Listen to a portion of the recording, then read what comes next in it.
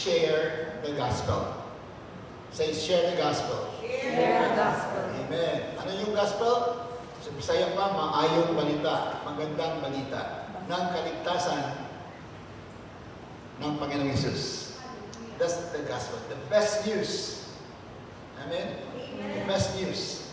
Now, I would like to read that verse, Romans 1:16 to 17 later on. But I would like to read, first of all, just an overview of what the Lord said, or what Matthew said about Jesus, and quoting Jesus in Matthew chapter 24, verse 3 to 14. So, concerning the last days, itong verse na ito, St. Matthew wrote about Jesus and what he said. No? And in verse 3, he said, as Jesus was sitting on the Mount of Olives, the disciples came to him privately. Tell us, they said, when this will happen, and what will be the sign of your coming and of the end of the age. Lord, we thank you for your presence. Thank you for your anointing today as we are going to meditate upon your word, O God, and we trust that your word will make us strong today. In our relationship with you, Lord Jesus, in our salvation, and in our promise, in our hope, Lord God, to be with you for eternity. Bless, Lord God, everyone now, even those who are still coming. We pray that you are going to anoint your servant as well. We give you praise and glory, for we pray this in Jesus' name. Amen. Amen. Sabi dito, tell us, sabi ng mga apostoles, mga disciples, when will this happen? Kailan itong madating, kailan mangyari itong lahat na darating ang katapusan? And what will be the sign of your coming? Sabi nila, and of the end of the age. The coming of the Lord Jesus is always associated with the end of the age. Ang pagdating ng Panginoon. Kasi matatapos yung age dito sa mundo. May panibagong age. No? The age of eternity. So yun ang ano. Now, and then the Lord enumerated the signs of His coming. After verse 14, the Lord enumerated the signs of His coming, and one of those is false Christ, who is going to deceive many. There are rumors of wars, famines, and earthquakes. Nangyari na rin yun. Rumors of war, dami-dami na talagang rumors of war natin ngayon. Yung false Christ, yung ating preaching last time, na maraming mga fake na Jesus. Sabi nga ako sa Jesus, palagi nandun pala si Jesus, sabi nila. And then persecutions, many will die in the last days. Maraming tao mamamatay. Are you aware of that? That we will be persecuted in the last days? Amen. You know, it's happening now in many countries. Marami na pong namatay ng mga believers. Inugutan ng ulo. Marami na. Ha? Sinuunod ng mga churches. Kasama yung pastor sa loob. I mean, these things are happening in many countries today. Sana matagal-tagal pa sa Pilipinas, pero, you know, sabi nila, dumating nila yung mga marketing ngayon na kahit yung ating mga IT, lahat nagtuon na sa marks. Ngayon daw, may isang nakita kami sa isang video na yung visa mo, yung ATM mo, yung driver's license mo, everything. Sabi niya, nagtaka siya kasi pumasok siya sa airport, sa isang lugar, i-scan niya yung mukha niya, hindi walang tanong-tanong, pasok. I-scan lang ang mukha. That's how it is today. So I think it's an advent of what the Antichrist will do. Yun ang pwedeng gagamitin ng Antikristo. No? Like everything will be controlled. Lahat ng ating cellphone, control lahat. Nothing. You cannot buy without those things. Kung wala kang mark, hindi ka makapagbili. Kailangan magpamarka ka. I'm not saying that that's the mark of the beast already, but it could be, you know, a tool that the false Christ will use, the Antichrist. No? And then it says, many will turn away from faith. Maraming mga tao na mag-backslide sa last days. Delikado, no? Sana hindi tayo kasama doon. Amen? Amen. Kasi sabi dito, many will turn away from their faith. Mga mananampalataya na ito sila, pero they turn away from their faith. Klarong-klaro yun sa Biblia. Marami. Marami din maliligtas, pero marami din mga backslide. They will turn away. Iiwanan nila ang kanilang pananampalataya sa Panginoon. Pananampalataya sila noon, pero iniwanan nila. Many will turn away from faith. That is found in the following verse of verse 14. No? Increase of wickedness. Ito na. Ayun sa Amerika, buong Amerika may looting all over the country. Papasokin yung mga mall. Sisirain lahat ng mga grabe, unlawlessness talaga. Lawlessness. Sobra. And it's not only one state. All over America now. Papasukin yung mga mall. Sisirain, daldala mga martilyo, mga maso. Maglakad ng tao, babae ka, o ano ka magdala ka ng bag, huwag ka maglakad. Dahil mag-isa, delikado. Maskunahan, papasukin. And it's happening even in Europe. It's not easy. Lawlessness. The love of most will grow cold. Marami yung mga mananampalataya, mga faith, mga believers, ang kanilang pag-ibig ay lalamig. Sana maging init tayo palagi. Amen? Amen. Maging mainit tayo sa Panginoon kasi marami daw sa last day, sabi ni Jesus, na manglalamig ang kanilang mga pananampalataya. Are you now cold in the Lord? No. Maybe you are part of that prophecy.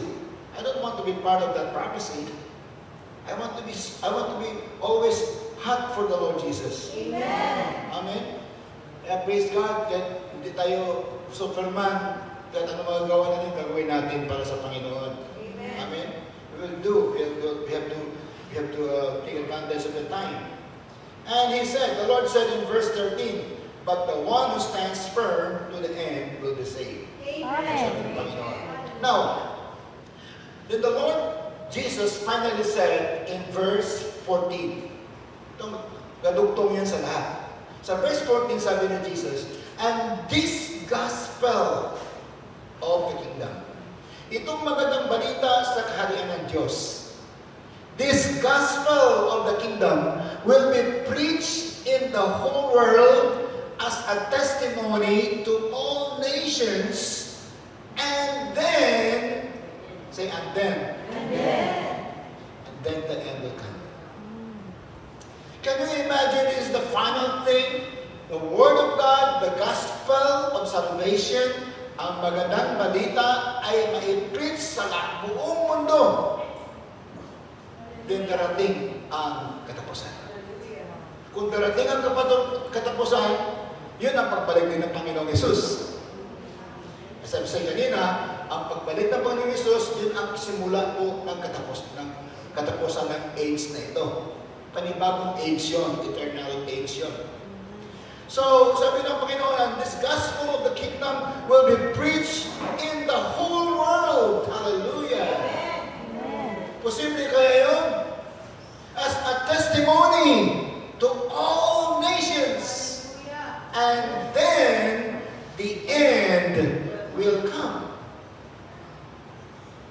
At ang gospel na ito, ng kaharian, sabi dito, ng kaharian ng Diyos ay ipangangaral, will be preached, will be shared sa buong mundo and all the nations, sa lahat ng mga bansa.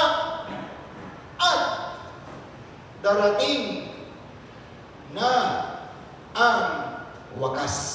Hallelujah. Praise God. Napakalinaw. Very clear na isa sa mga tanda ng mga huling araw bago dumating ang wakas ay ang gospel. Ang magandang balita, ang ebanghelyo ay ipangangaral sa buong mundo. Is that possible? Yes, that's possible. Very, very possible. You know what? The gospel has been preached for almost 2,000 years now. Ang tagal-tagal na kaya, pinipreach yung magandang balita na yan. Na si Jesus ay namatay, na naging tao na buhay, namatay, na buhay muli. Ang tagal ng gospel na yan na na-preach. So sa panahon ngayon, ano ngayong panahon na ito? Napakabilis na kumalat ang balita sa buong mundo. Alam mo kung ano nangyari doon sa kabilang dako ng mundo. Alam mo. Just on the palm of your hand, malaman mo kung ano nangyari doon sa kabila. Immediately, just one click. Malaman, ano kaya nangyari sa Germany? Ano po nangyari sa Germany? Alam mo kaagad. Ganun po kabilis ang balita ngayong panahon. Ito. So, dahil ito sa mga pag-unlad ng, of course, ng technology natin, ng ating mga cellphones, communication, internet, social media, platform, Facebook, Twitter, Instagram, Viber, Twitter, lahat na yan. Na pagbilis po yung gospel. Everybody knows.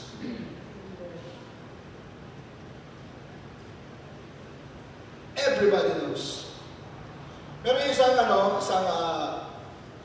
survey according to Christian Moldova, ito ay non-profit, hindi political media.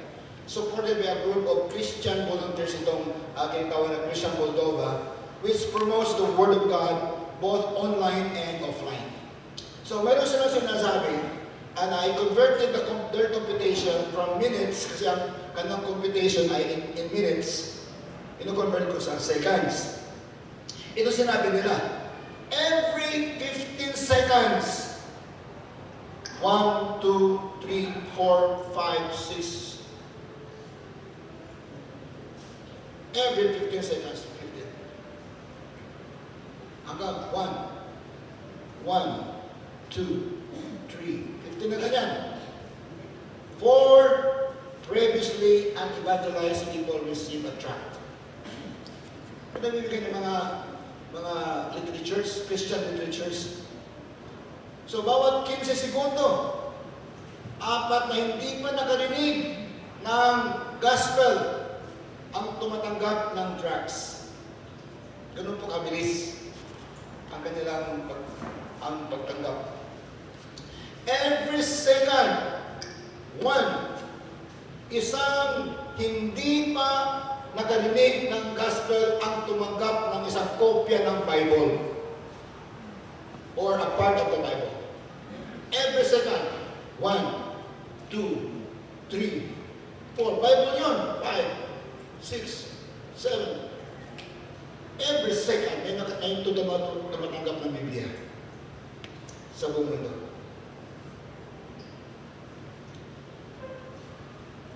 Every second, bawat isang segundo, 3 narinig ng 3 katao na hindi pa nakarinig ng gospel noon.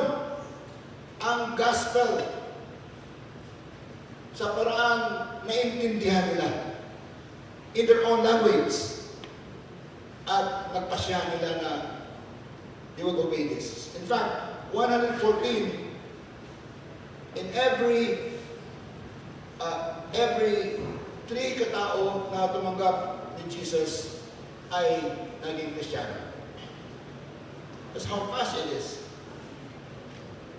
Over the past 100 years, sabi niyang Moldova, every 1 second, isang Aprikano ang maliligtas. Ada, 1, 2, ligtas yan, 3, 4, African, 5, 6, 7. Every second, may naliligtas. Praise God. Amen. Amen. Amen. But this is saying that the gospel is really very fast today. Kung bakit mahina sa ibang lugar, ewan ko lang bakit. Supposed to be malakas ang gospel ni Jesus. At sabi niyan, every 10 seconds, isang Asyano, sama doon ng mga Pilipino. Every 10 seconds, 1, 2, 3, 4, 5, 6, 7, 8, 9, 10. It does. 1, 2, 3. Every 10 seconds yan. May malilipas na siya, Asian. Amen? Amen. Kaya ang ating part, pagkikibahagi, no?